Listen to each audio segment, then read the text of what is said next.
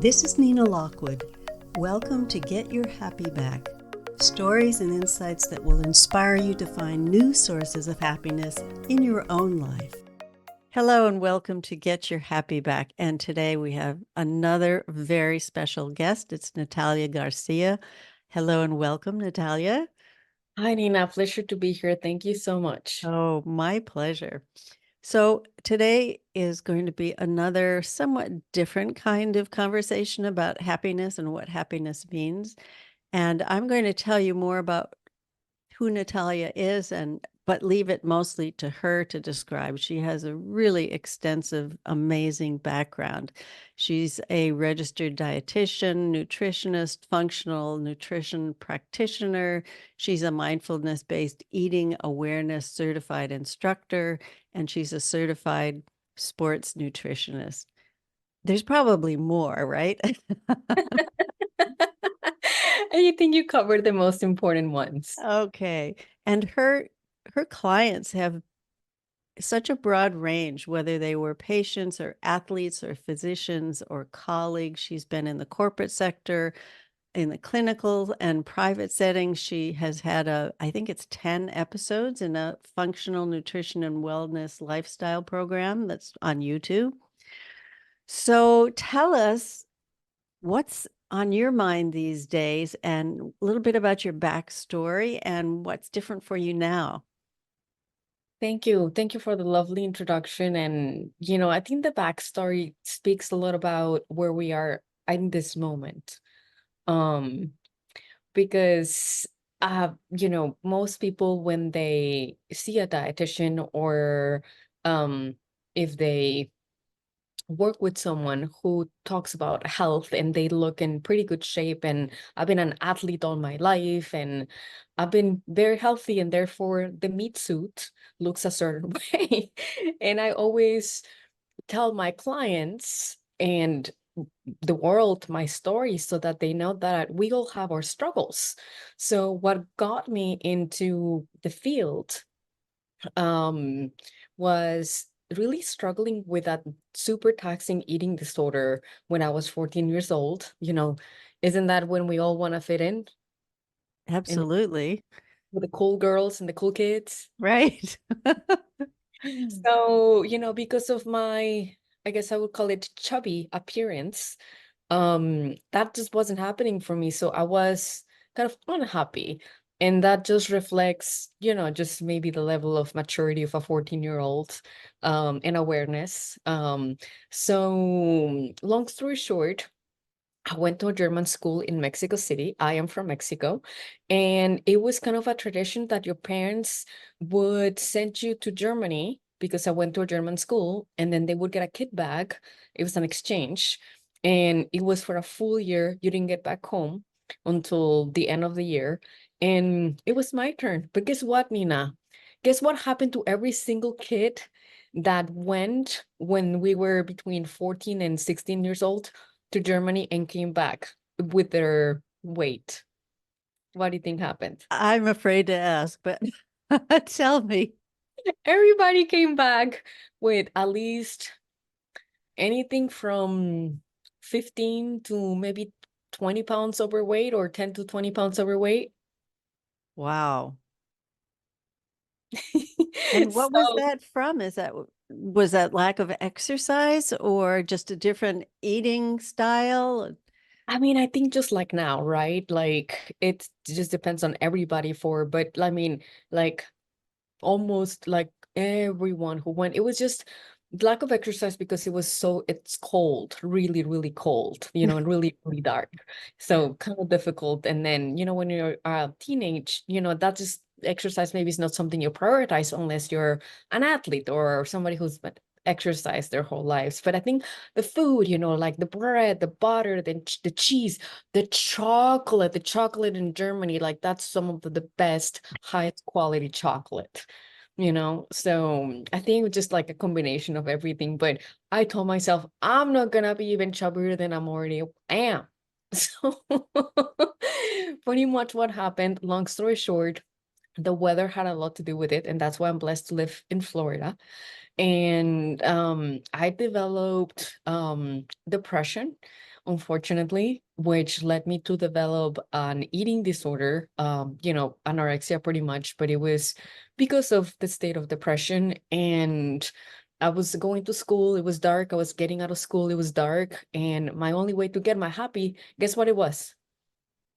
I'm afraid to ask again. I don't know if you remember spinning, but spinning, do you remember spinning, the classes, the spinning, Oh, yes, sure.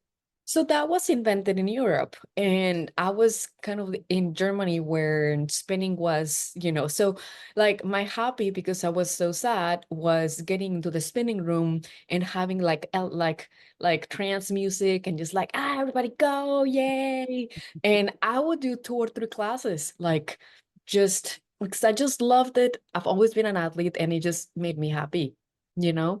But it came to the point where, with stress of school and just being out of your environment, being 14 years old, being very self-aware, I just kind of stopped eating and I was just really sad. And there's this when there's no FaceTime, no nothing. And my dad has always been a man who's always inspired me, one, to be happy, to create your own happiness, and that pretty much the world is yours if you have the right mindset, you know?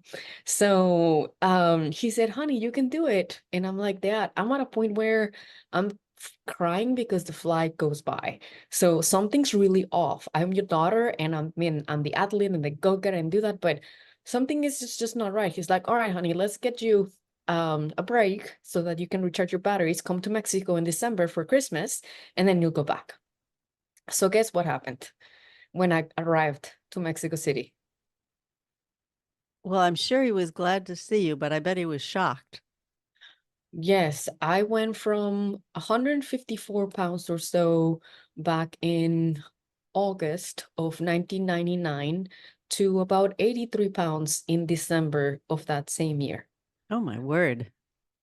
So yeah, almost lost almost half of my body weight, and it it almost took my life. It wasn't until I was hospitalized, and it wasn't until my dad came one day, and this actually relates to what we're talking about today. He said, honey, I'm gonna call a tailor. I'm like, perfect, because nothing fits at 83 pounds. And he said, no, for your coffin. And I was like, oh my goodness. But he had to say that, Nina. You know what? Because if not, I wouldn't have woken up. Oh, my. What a way to wake up.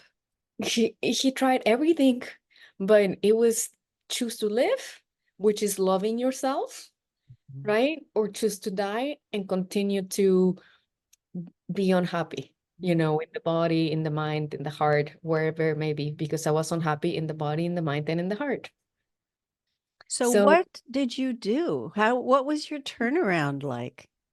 well, that was a big turnaround, and I just had to go through recovery, a lot of just trusting myself with certain foods that I had developed, just some sort of like just I didn't want to eat, already, but getting back home and all the love from my parents and my animals and my really good friends from high school, like they were all so supportive, and I had a network of, practitioners who helped me, but it pretty much took me 7 years to said, okay, I'm gonna take control of my life, because even though I'm a teenager, I am conscious of my choices, and I choose to craft a life not only of well-being in my relationship with food and my body, but also in the way that I take care of myself, and not just the meat suit, but also my emotions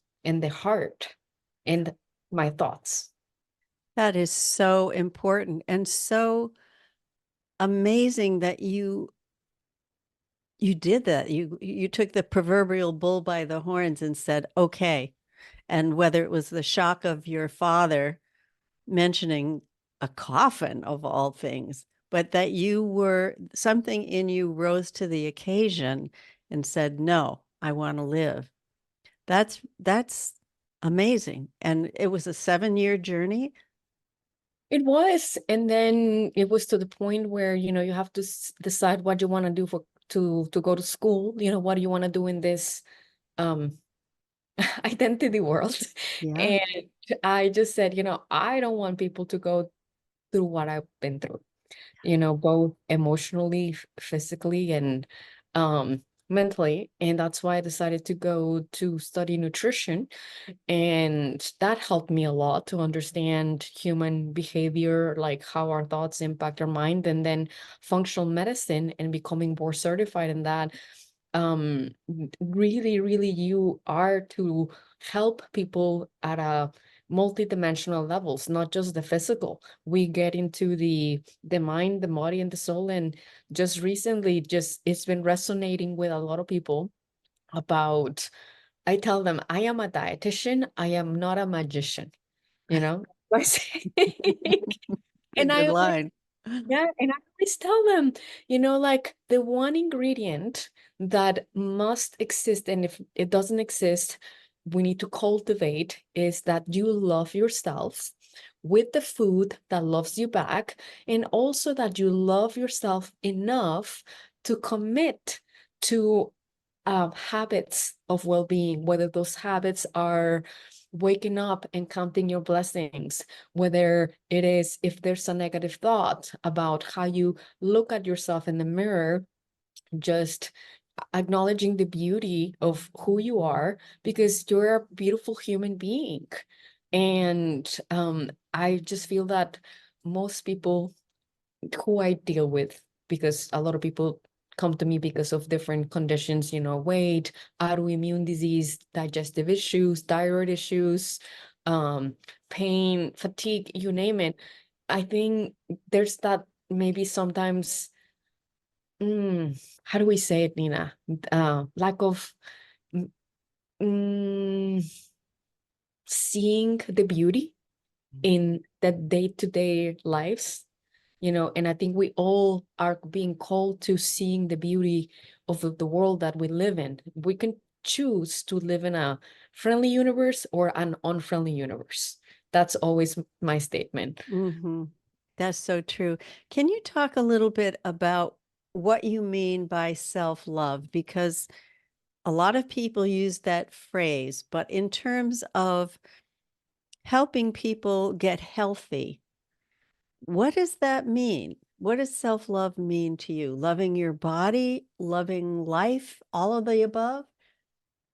It really starts, I mean, when it comes to my practice, I mean, loving your body and accepting it for maybe what it is at the moment. And also knowing that, just the physical, it's not all that you are, like there's so much more to love, like not just the physical heart, but like the good emotions, that your heart is capable of resonating out to your loved ones and the world.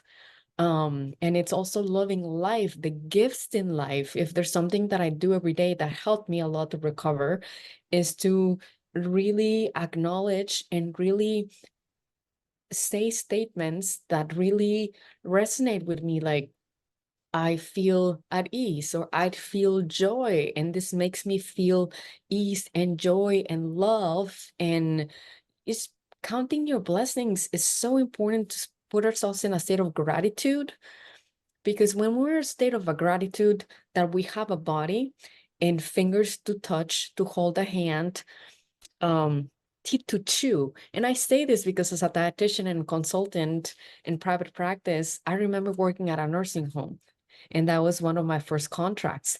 And that was such a good experience, because saw day in and day out how people in their maybe even 70s, 80s, 90s lost their ability not just to walk, but also to see, to chew, and to just really be with it, because they developed senile dementia. Mhm. So that gave me a significant sense of appreciation for life, that I always try to cultivate myself and be the role model, and also tell everybody who I can cross paths with about how counting your blessings can be such a lifesaver, and how it can put us in a frequency of love and happiness and joy. It's just how we can shift that. Hmm. And working with that population, what were your, in addition to gratitude and appreciation for life, for someone who is incapacitated, right? They're older, they're weaker, they're not as active. They've probably lost a lot of their sense of taste and smell as they got older. What did you do to help them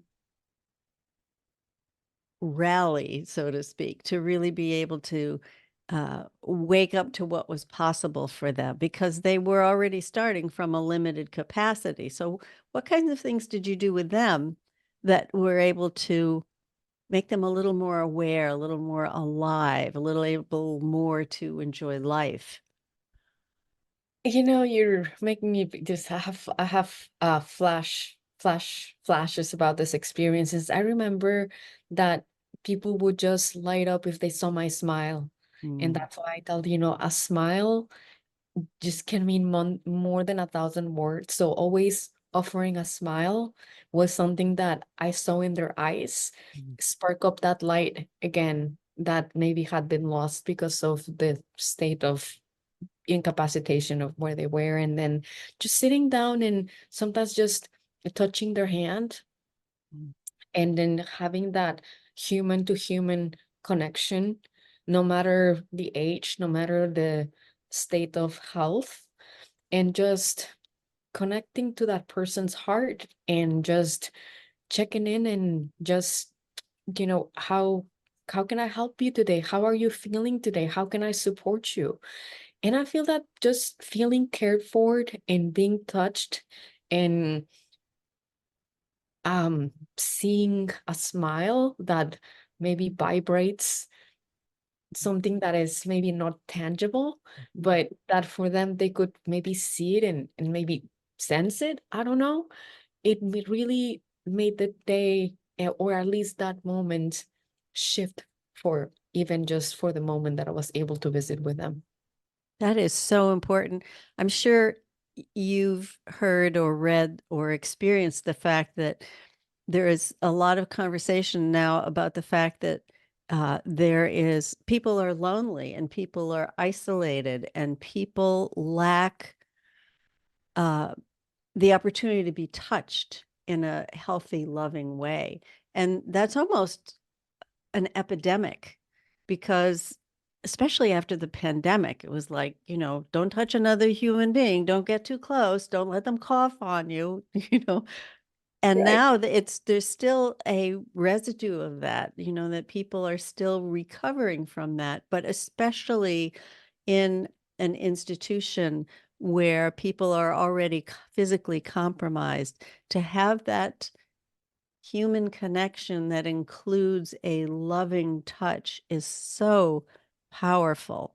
And I'm wondering, did it inspire people to get more engaged with you, with life, with whatever it was that they had available to them? Think they did what they could with what they had Mm. um available. Like, I wasn't there 24/7. I was only there a few days a week, but I was Mhm. there and I could see their reality. And so, their CNAs, certified nurses assistants, would go in and spend some time with them, or family members. I remember making a big impact, going in. And unfortunately, there were cases where I saw that light, just them, where they didn't get the talk or the touch, and it was a little heartbreaking to see in that setting, because other than the medical responsibilities, sometimes there's no more of that Mhm. attention that in those settings can be Yeah. provided. So I do believe that it's an essential ingredient of health. Um, and that now in the world, I feel that whoever it is, that we have in our lives, whether it's a neighbor, whether it's a partner, whether it's a pet. Um, I mean, a pet is not the same as a human, but it's still um love, and it's still another being that maybe can hug you or not, but at least you will feel that love. Oh, yes. Totally agree with you on that. So what's on your heart now in terms of your practice, what you want to include of, what you want to make people more aware of? A lot of it is loving themselves. Well, first of all, because I'm a dietitian and because a lot of people go for the meat suit is, the meat The suit, I meat mean, the suit. physical body, it's a meat suit. We're so much more than that. And I know you know that, and maybe some of the listeners know that we're multidimensional beings. And when it comes to the physical aspect of our human beingness, I just tell them, to love not just themselves with the foods that love them back, but also to love just just what the hands can do for them, that they can grab a cup and be okay, or that they have legs to walk, to the ones that can, because that way they start really cultivating that self-love, not based on an image, but based on what the human body is, which is it's a vehicle where, much our whole beingness resides. Mm, Go ahead. No, I'm with you on this. I think that, and I've got a question coming up after this, but I think that the experience of our senses is so undervalued. It's just, we don't really even think about it, right? A hot cup of tea or something cold, we just take it for granted. And we don't really, I think you and I talked about this. There's a study, an area of study called neuroaesthetics, and it is the study of aesthetics on the brain, not just art or music, but sensory experience, light, color, sound, music, all of these things that are not about how we look, Yes. right? And there is such a preoccupation about that. Do I look young? Do I look too old? Am I too fat? Am I too skinny? Am I too whatever the you want to fill that in? But to be able to put your attention off of your physical appearance, I would think that that would be a challenge, or even the sensations of your physical body if you have uh, functional disorders, migraines or gut issues, to be able to encourage people in the right way to take care of their bodies in the way that their body is asking to be taken care of, but also to, as you're pointing out, to be more aware of what is it that we have. We have sunshine, we have the smell of new mown grass, we have rainbows, we have snuggling under a warm blanket on a cool evening. So tell me a little bit about that, because I would think people who are really struggling with their physical bodies might have some resistance. I think you nailed it and you said it really well. It's sometimes the resistance to accept the simple things in life, but sometimes that really makes a difference. When I share with them, I always ask them, what are 5 uplifting, health-giving habits that you have?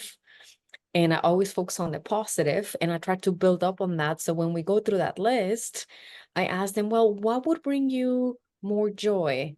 And then they start talking about, well, going outside and actually looking at a blue sky, and sometimes just taking care of myself and letting go of maybe the do, the go, and loving myself enough to just really prioritize my well-being. And for some people, that is taking the time to just stop and smell the roses. connect with loved ones, and maybe make food for themselves, because making food is an act of self-love, as well as just making time to like breathe and acknowledge the beauty of life, like you mentioned, like sunshine, nature, blue skies, the fact that I always use this analogy, that we, compared to insects, for example, then we are all human beings, um but that we have the ability sometimes to communicate in a way that we can experience so much, and sometimes we just take that for granted. Like, we're not ants, and I don't know, I mean, ants, I know they have the way of communicating just like whales and other animals, but we are species in this human world that are considered, I guess, quite advanced, you name it, the term, whatever. And just to acknowledge the beauty of being a human and all that that is, instead of just the meat suit, the physical appearance, and really care for those thoughts, that sometimes, if not caught, right? And the way I say this, like, if I ever experience a thought that I know it's not conducive to my well-being, I just put a stop sign. And that's my way of doing it. Just like a big stop sign is stop.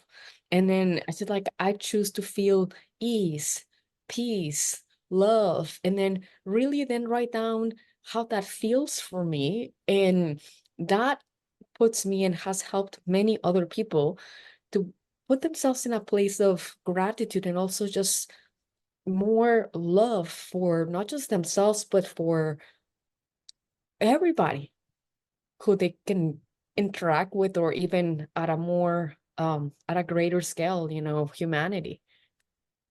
Would you say that one of the keys to shifting your perspective in this way is the element of self-awareness?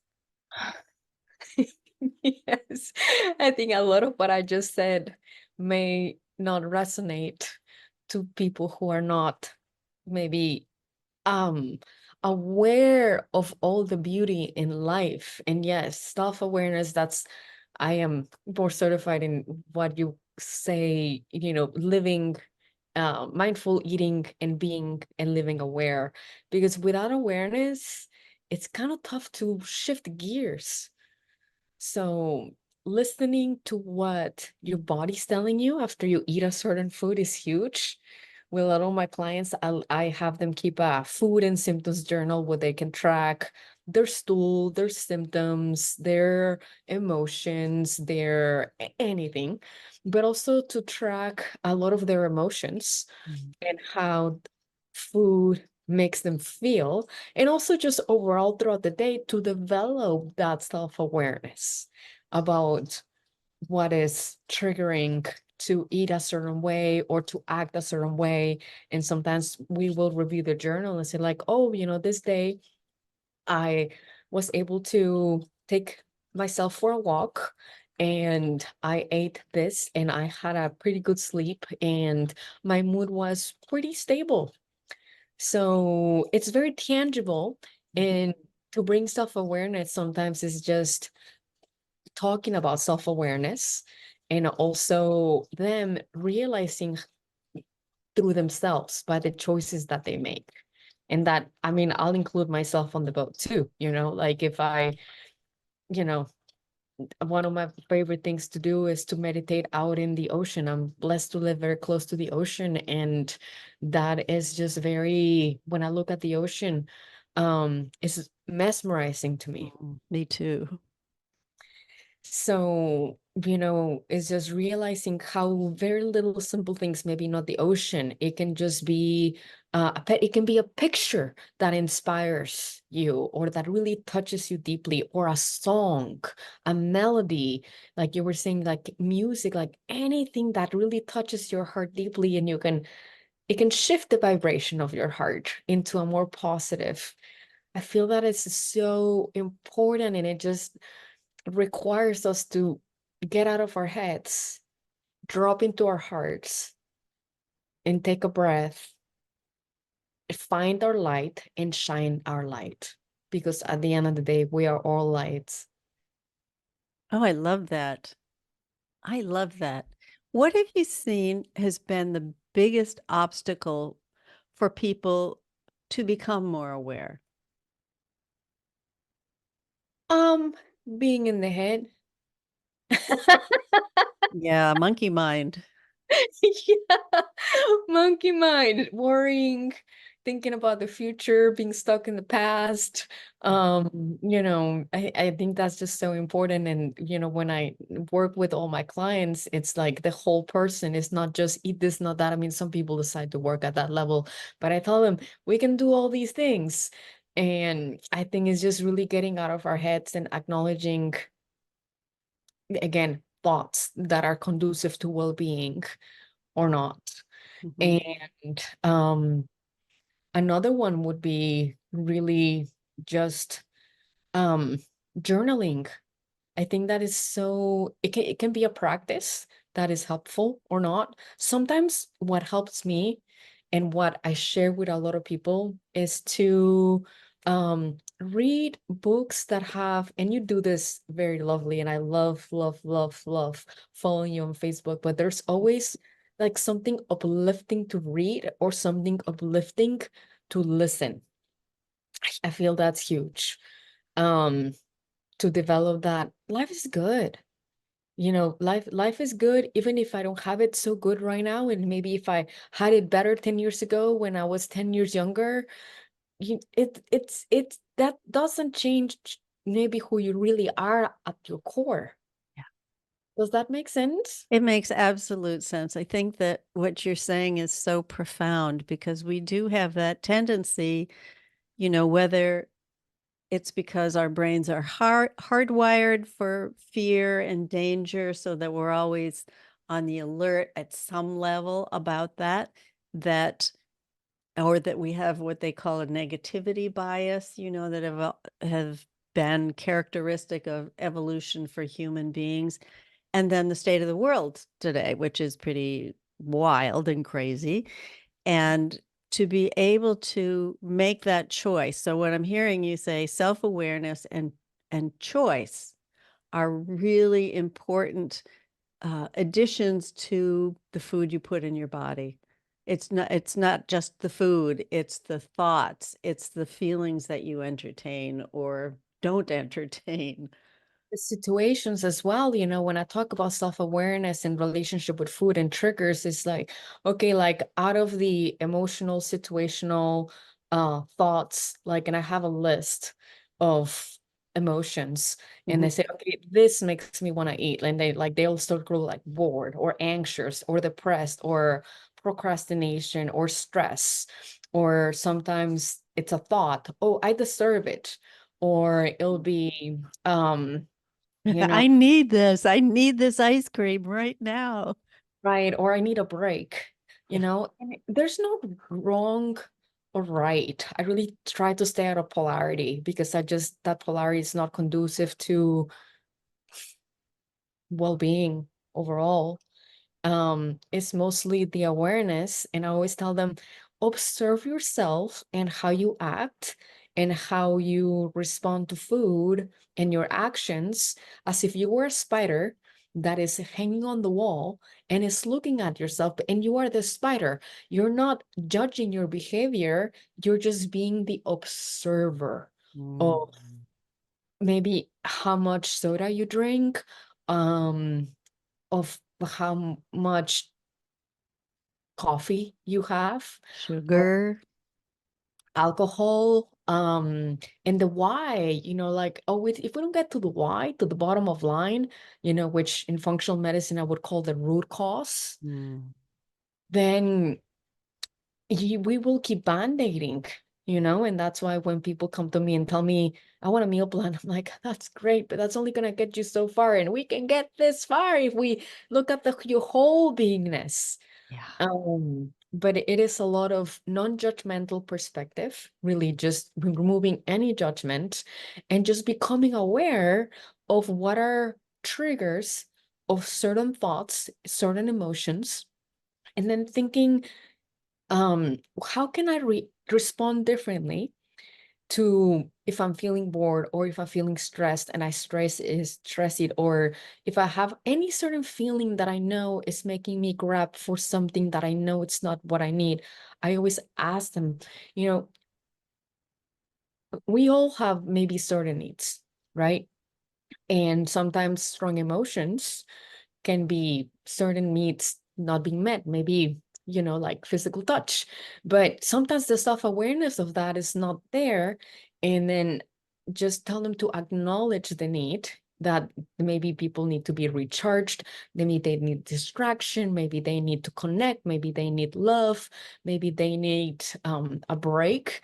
And then how and when can they meet that need in a way that they know that their action will leave them feeling quite satisfied Mm, at all levels, not just at a physical level. Oh, I'll eat it, I'm satisfied, but not that instant gratification, but like also in the heart, mm, positive emotion that lasts for a while, because the more we are in that positive emotion state, the more of that positive emotion stays with us, and then the more we are positive emotions for anyone that surrounds us. And then to really just acknowledge and observe again. And we're always learning, we're always growing. So that's just a little step that I do with my clients when it comes to eating. not so little. Sometimes it's really a game changer for a lot of people who are willing to take that step. And you know, we all need to look at our behaviors. I think we're all being asked to look at how we live our lives, to Mhm. look at what is serving us, throughout all our lives, foods, environments, relationships with food, with people. Um, and then just being asked to love ourselves enough to make the right choice, even if it's something that maybe we're not very comfortable with, right? Maybe, and this happens a lot with clients with foods, like, oh, but I love cheese, for example. And like I could talk to you about dairy with you for forever, but maybe that's one for another time. Cheese is really not a healthy food, and it's been marketed so much as a high protein snack, but it can lead to so much inflammation. It's been linked to autoimmune disease, psychiatric disorders. Um, the list goes on. But anyway, um, you know, what I lost my train of thought. Please forgive me. I was Oh, talking. no, that's all right. It's like we can go on so many different tangents now about health being more than just what you put in your body. Right. So just what choice can you make that can serve you back in the way that you Mm, want to feel, not just for a moment, but for the whole day. I love it. I love it. I think that is we need special reminders, I think, to remember to do that because we get so caught up in our to-do list and taking care of someone else, and people get burned out and overextended. And to have those moments where we can come back to ourselves, as you're saying, come back to what's important, what's meaningful, what feeds us on all levels is so necessary. And I'm so glad that you shared that with us today. Yeah, sometimes we think, well, what's meaningful? It's meaningful, but at a very surface level. Mm. But sometimes that is not really what we need, but it's what we've been doing or Yeah, what we're used to. used to. And it's just stepping out of that comfort zone and really listening to ourselves, listening to our hearts. uh, Mm. not I'm not talking about the mushy heart, or some people feel like, oh, the heart is mushy. Like sometimes when we're in our minds, we're ruled by fear, like all these thoughts that don't serve us. So I really feel that when we drop, like I said, I think you love this quote, and this is not from me. I don't, I heard it somewhere. But when we drop into our hearts, and when we can take that breath to make room to just be and then become aware of what it is that we really need and what would really nourish us, then we can really be that light and give ourselves what we need. And knowing that light is a game changer. Mm. And if we're light, then love, our love, can be the checkmate. That's great. So, self awareness, choice, and there's a third element in there. But those two things, especially self awareness and choice and love. Love, of course, we all are love. I just sometimes we forget it or just don't see it as we just feel that we feel love, that love is, maybe kissing or living a relationship. But no, we all are love and we can all extend that Yeah. to ourselves and others. But it I guess it requires to see yourself in that in that way. Yeah, absolutely. Well, I love what you've been sharing today. So thank you so much. And before we say goodbye for now, just tell people where they can find you because you have such a wealth of knowledge and experience that I'm sure people would like to get in touch with you. Thank you so much. Well, my website is F as a Fernando, N as a Natalia, and then the word wellness.com. And you can also find me on Facebook, which is NATA.DEL Moral, MORAL, and Instagram Hmm. health.coach. But honestly, the website is the easier because the website fnwellness.com leads you to my YouTube and to just all these channels where um you will see me hopefully shine my light, and that goes beyond food. It really goes beyond Way food. beyond. But we gotta start with the food because that's I think what's maybe more tangible. But my hope and for everybody that's listening is to just know that we are so much more than the physical. Mm, yeah, such a good thing to remember. Well, thank you so much again. And thank you, everyone who is either listening or watching. We appreciate you being here, and we will see you on the next episode. Bye for now.